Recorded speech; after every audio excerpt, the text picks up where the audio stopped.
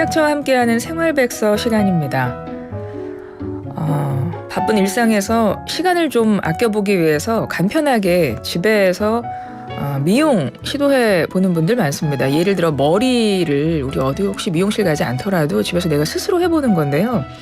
제품도 다양하게 나옵니다. 파마약, 또 매직약이라고 하는 퍼머넌트 웨이브나 스트레이트너 제품들이 많이 나와 있는데 편리한 제품이지만 주의해서 사용하지 않으면 이게 머리카락이 심하게 손상되거나 심한 경우에 피부 염증, 화상까지 입을 수 있다고 하거든요. 자세한 내용 알아보겠습니다. 식품의약품안전처 고지훈 화장품 정책과장 전화 연결합니다. 과장님, 안녕하세요. 네, 안녕하십니까. 식약처 화장품 정책과장 고지훈입니다. 네, 요즘 집에서 셀프 미용하시는 분들 많이 계신데 과장님은 직접 해보신 일은 없으시죠? 네, 그렇습니다. 예, 퍼머넌트 웨이브나 스트레이트너 같은 제품들 관련해서는 하지만 과장님이 아주 잘 아실 것 같아요. 우리 청취자분들이 이것 꼭 알고 계셔야 한다는 거 좀 짚어주세요. 네, 파마약, 매직약으로 흔히 알고 계시는 퍼머넌트 웨이브와 스트레이트너 제품은 모발 스타일을 바꿀 수 있는 효과적인 도구이고 또 화장품으로서 안전하게 관리되고 있지만 올바르게 사용하지 않으면 부작용이 따를 수 있습니다.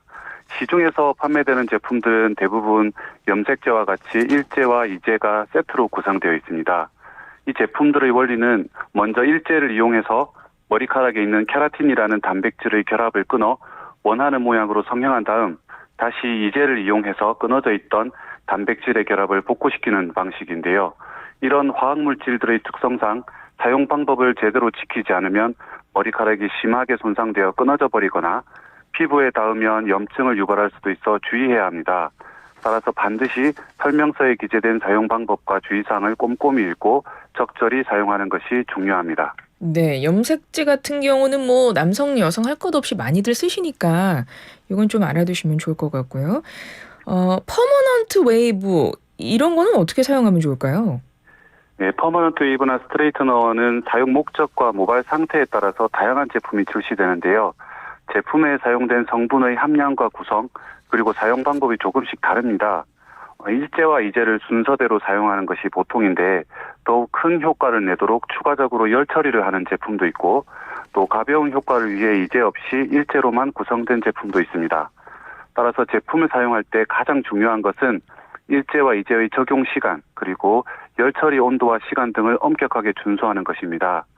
사용 전에는 반드시 제품에 기재된 사용 방법을 미리 확인하고 이를 지켜서 사용하여야 합니다. 제품을 너무 오랫동안 사용하거나 열 처리 온도가 너무 높을 경우 모발이 심하게 손상되거나 끊어질 수 있으므로 정해진 시간과 온도를 넘기지 않도록 조심해야 합니다. 그리고 손상된 모발에 적용할 경우에는 더욱 심하게 손상될 수 있어서 이때는 제품을 사용하지 말고 건강한 모발이 다시 자라날 때까지 기다린 다음 사용하는 것이 좋습니다. 네, 이 집에서 혼자 사용하시는 분들은 이런 내용 반드시 지키셔야 될 것 같고요. 특히 이런 제품 사용할 때 어떤 것들 주의해야 될까요? 네, 퍼머넌트 웨이브나 스트레이트너 제품은 피부에 닿으면 염증을 유발할 수 있습니다. 그래서 피부에 닿지 않게 사용해야 하고 피부에 닿았을 때는 즉시 흐르는 물로 씻어내야 합니다. 특히 눈 같은 민감한 부위에 닿았을 경우 병원에 가셔서 진료를 받으시는 것이 좋습니다. 제품이 피부에다 생기는 부작용을 예방하기 위해서는 먼저 장갑을 낀 손으로 제품을 사용해야 합니다.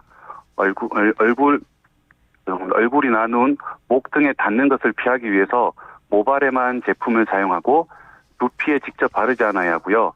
피부와 닿을 수 있는 부위에는 미리 크림 같은 화장품을 발라서 제품이 피부에 직접 접촉하지 않게 가려주는 것도 좋은 방법입니다. 네. 피부에 닿았을 때 즉시 물로 닦아내시고 반드시 장갑 낀 손으로 제품 사용하셔야 되고 두피에 직접 바르시면 안 되고 네. 크림 같은 거 좀 미리 발라두시는 게 좋겠고 지금 과장님이 화장품 정책과장이시거든요. 네. 그러면은 직접 화장품도 많이 발라보고 뭐 그러시나요? 네. 집에서 사용하고는 있습니다. 네. 그래서 이거를 내가 직업적으로 막 이렇게 따져보고 그러세요? 최대한 그렇게 하려고 노력하고 있습니다.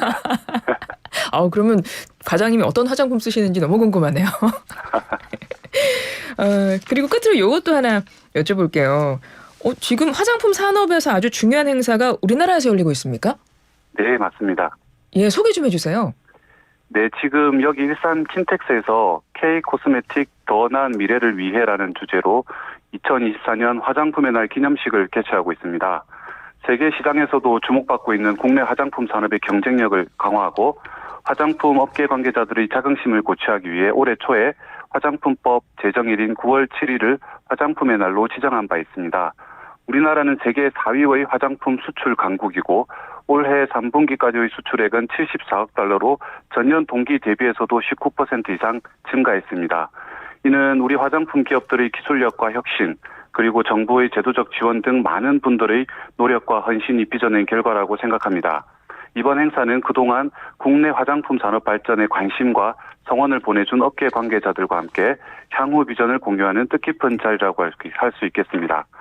또한 화장품의 날 행사와 함께 오후부터는 아시아 각국의 규제 당국자와 산업계, 학계 전문가들이 함께 모여 화장품 산업의 규제 조화와 기술 혁신을 논의하는 2024년 원아시아 화장품 뷰티 포럼을 개최할 예정인데요. 14년부터 작년까지는 상해, 도쿄 등 아시아 각국의 주요 도시를 순회하면서 개최해 오다가 올해 아시아 규제 당국자를 처음으로 초청하여 국내에서 개최하게 되었습니다. 이번 포럼은 AI 등 뷰티테크와 첨단 기술을 활용한 화장품의 미래에 대한 다양한 주제의 강의와 토론이 진행될 예정이고 아시아 규제 당국자 간 규제 조화를 위한 협력 회의와 함께 우리 기업들이 어려워하는 수출 규제 해소를 위한 논의도 진행해서 우리 화장품 수출 기업들에게 매우 유용한 정보 교류의 장이 될 것으로 기대하고 있습니다. 시각처는 국내 화장품 산업의 경쟁력 강화를 통해서 우리 화장품이 세계 속에서 더욱 성장할 수 있도록 최선을 다해 지원하겠습니다. 청취자 여러분들의 많은 관심과 응원도 부탁드리겠습니다. 네, 우리 화장품이 세계 4위의 화장품 수출 강국입니다. 우리나라가. 그리고 지금 2024년 화장품의 날 기념식이 일산 킨텍스에서 열리고 있습니다. 식약처에서도 많은 노력을 해주고 계신 것 같아요. 과장님 고생 많으시고요. 오늘 말씀 여기까지 듣겠습니다. 고맙습니다. 네, 감사합니다. 지금까지 식품의약품안전처 고지훈 화장품 정책과장이었습니다.